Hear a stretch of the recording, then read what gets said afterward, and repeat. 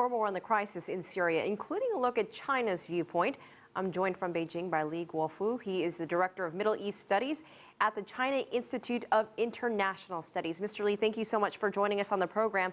I want to ask you, what will China's reaction be if the U.S. and its allies strike Syria? I think, using the chemical weapons against civilians is a crime against humanity, and it is a kind of violation of all international forms.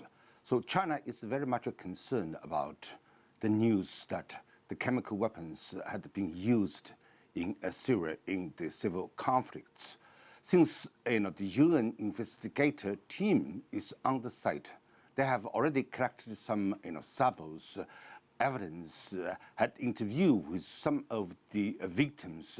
They will come out with a kind of reports to point out what was exactly happened in Syria.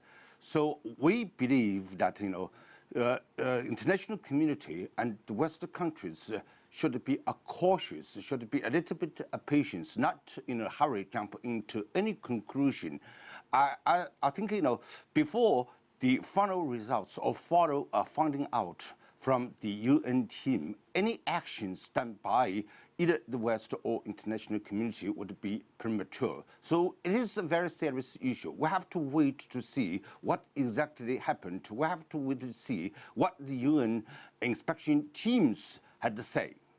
Let me go on from that, Mr. Li. We could expect some results from that UN team in a matter of days, and we know that China did support the UN team investigators there in Damascus.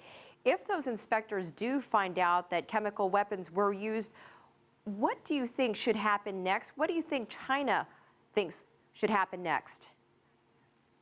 Now, this, I think, if the UN teams and find out that the chemical weapons had been used, then we have to find out who was the perpetrators.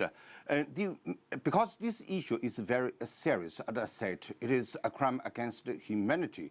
So we should not get the perpetrators easily away from what they have committed, and not publish those innocent, could be innocent, So everything need to be wait to see what exactly, who was the perpetrators. That was very important. All right, good point, because even if they were used, no one knows for sure who was behind it.